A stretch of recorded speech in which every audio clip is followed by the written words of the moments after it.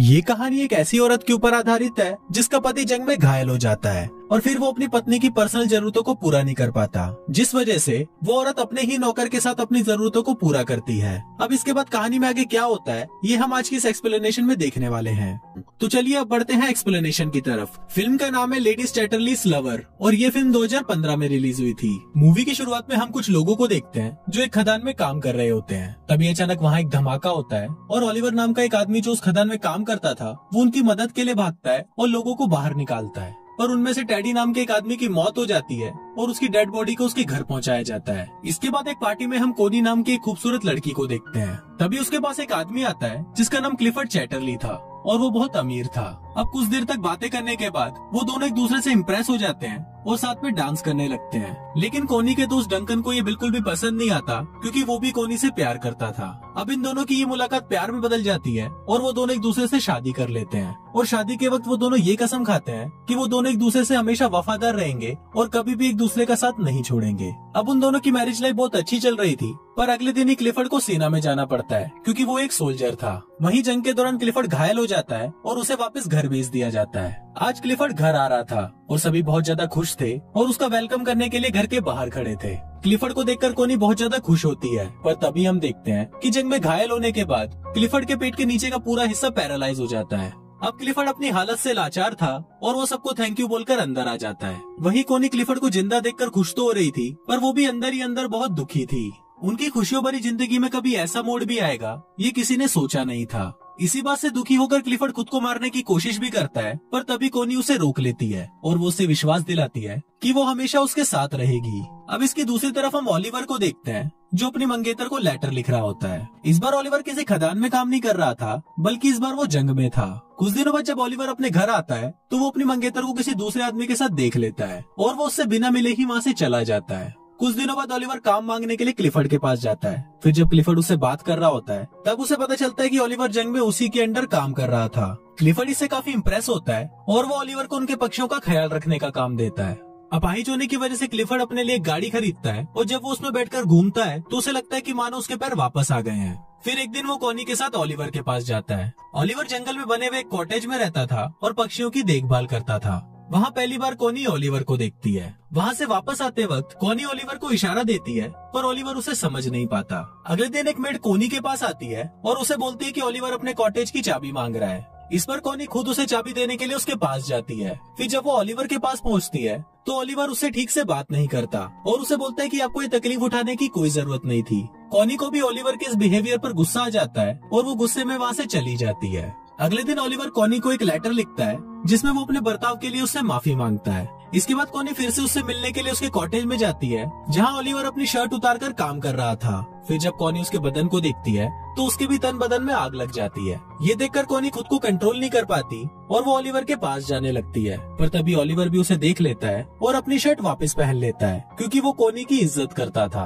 कोनी को वो जगह बहुत पसंद थी, इसलिए वो ओलिवर को बोलती है कि मैं हर रोज यहाँ पर पेंटिंग करने आऊंगी। इस पर ओलिवर उसे बोलता है कि मैं ये जगह आपके लिए साफ कर दूंगा और मैं किसी और जगह चला जाऊंगा। कोनी उसे बोलती है कि तुम्हें कहीं भी जाने की जरूरत नहीं है और तुम मुझसे इतना भाग क्यों रहे हो। यहाँ कोनी ओलिवर से गुस्सा हो जाती है और वहाँ से जाने लगती है, लेकिन तभी बारिश आ जाती है, इसलिए वो ओलिवर के साथ उसके कॉटेज में चली जाती है जहाँ वो दोनों आग जलाकर खुद को गर्म करने लगते हैं। पर तभी ओलिवर वहाँ से उठ जाता है क्योंकि वो कोनी के इरादे समझ रहा था। कोनी उससे पूछती है कि तुम मुझसे दूर क्यों भाग रहे हो, तो ओलिवर उसे बोलता है कि मैं तुमसे दूर नहीं भाग रहा, बस मैं डर रहा हूँ क्योंकि अगर क्लिफर्ड को हमारे बारे में पता चल गया तो मेरी नौकरी चली जाएगी। अब क्योंकि ओलिवर ने कोनी को गर्म करके ठंडा ही छोड़ दिया था, इसलिए वो वहाँ से अपने घर चली जाती है। एक दिन कोनी क्लिफर्ड को बोलती है कि मुझे बहुत अफसोस है कि हमारा कोई बच्चा नहीं है। इस पर क्लिफर्ड उसे बोलता है कि मैं बहुत कोशिश कर रहा हूँ और वो अपने शरीर को ठीक करने के लिए उस पर करंट के झटके देने लगता है। क्लिफर्ड दर्द से बहुत चिल्ला रहा था और फिर जब आखिरी में कोनी से उसका दर्द देखा नहीं जाता तो वो क्लिफर्ड को रोक देती है। अब क्लिफर्ड इस काम में नाकाम हो गया था, इसलिए वो रोने लगता है।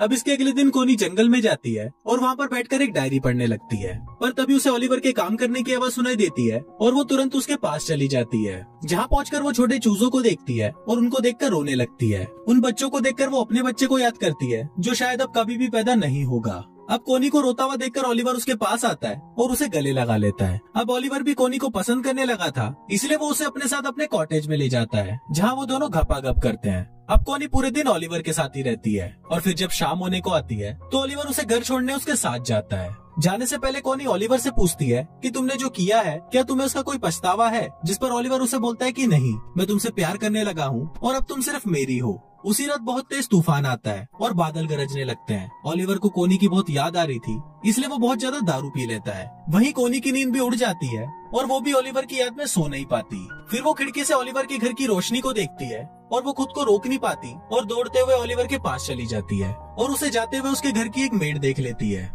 ओलिवर भी वहाँ कोनी का इंतजार कर रहा था और वो कोनी को बोलता है कि मुझे नहीं लगा था कि तुम मुझसे मिलने आओगी। इस पर कोनी उसे बोलती है कि मैं तुम्हें कभी भी अकेला नहीं छोड़ूंगी और फिर वो दोनों वहाँ पर घपाघप करने लगते हैं। एक दिन क्लिफर्ड के घर पर एक पार्टी होती है जहाँ पर डंकन भी आया होता है। फिर क्लिफर्ड देखता है कि कोनी और डंकन साथ में डांस कर रहे हैं और उसे ये देखकर बिल्कुल भी अच्छा नहीं लगता। अगली सुबह क्लिफर्ड कोनी को बोलता है कि तुम्हारे लिए तुम्हारे पति से ज्यादा इम्पोर्टेंट एक बच्चा पैदा करना है। कोनी हमेशा से एक बच्चा चाहती थी और क्लिफर्ड को लगता है कि इसीलिए कोनी डंकन के करीब जा रही है। पर इस बात से कोनी बहुत गुस्सा हो जाती है, जिस पर क्लिफर्ड उसे कहता है कि उसे इस बात से कोई फर्क नहीं पड़ता कि तुम किसी से भी बच्चा पैदा करो, बस वो बच्चा मेरा होना चाहिए। अब इस बात से गुस्सा होकर कोनी ओलिवर के पास चली जाती है और उसके साथ गपागप करती है।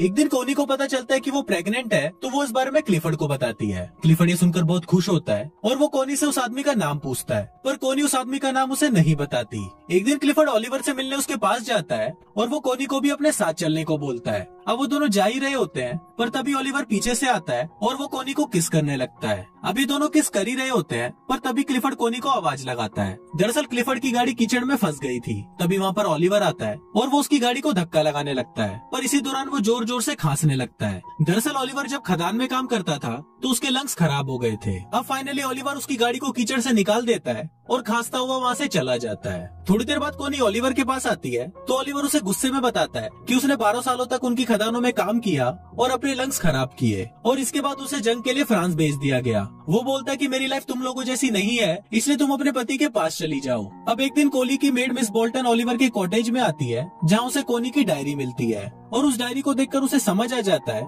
कि कोनी के पेट में जो बच्चा है वो ओलिवर का है। एक दिन क्लिफर्ड आने वाले बच्चे की खुशी में अपने घर पर एक पार्टी रखता है, पर तभी वहाँ पर मिस बोल्टन आती है और वो क्लिफर्ड को बता देती है कि कोनी के पेट में जो बच्चा है वो ओलिवर का है। फिर जब कोनी क्लिफर्ड से मिलती है तो क्लिफर्ड उससे बहुत नाराज हो जाता है। इसके बाद कोनी मिस बोल्टन के पास जाती है और उसे पूछती है कि तुम्हें ये बात किसने बताई, पर इस पर मिस बोल्टन उसे कुछ नहीं बताती। अब कोनी को लगता है कि शायद मिस बोल्टन को ओलिवर ने बताया होगा, पर मिस बोल्टन उसे बोलती है कि उसने उसे कुछ नहीं बताया। अब इस पर कोनी रोने लगती है और वो उसे बोलती है कि मैं ओलिवर से बहुत प्यार करती हूँ। फिर मिस बोल्टन उसके पास आती है और उससे माफी मांगते हुए बोलती है कि जल्दी ओलिवर के पास जाओ वरना तुम्हारा पति उसे मार देगा। ये सुनकर कोनी भागते हुए ओलिवर के आउट हाउस में जाती है और देखती है कि वहाँ पर कोई नहीं था। ये देखकर कोनी रोने लगती है, पर तभी वहाँ पर ओलिवर आ जाता है और उसे देखकर कोनी उसे गले लगा लेती है। इसके बाद हम देखते हैं कि कोनी क्लिफर्ड के घर पर आती है, जहाँ कोनी उससे डिवोर्स मांगती है, पर क्लिफर्ड उसे मना कर देता है और ओलिवर को बुलाने के लिए बोलता है। पर फिर जब ओलिवर वहाँ पर आता है तो वो दोनों आपस में बहस करने लगते हैं और फाइनली कोनी और ओलिवर क्लिफर्ड के घर को छोड़कर चले जाते हैं। उनके जाते वक्त क्लिफर्ड वहाँ पर आता है और वो कोनी को तलाक देने के लिए मान जाता है। अब कोनी और ओलिवर क्लिफर्ड से बहुत दूर चले जाते हैं और हमेशा हमेशा के लिए साथ रहते हैं और कुछ इसी तरह से ये फिल्म यहीं खत्म हो जाती है।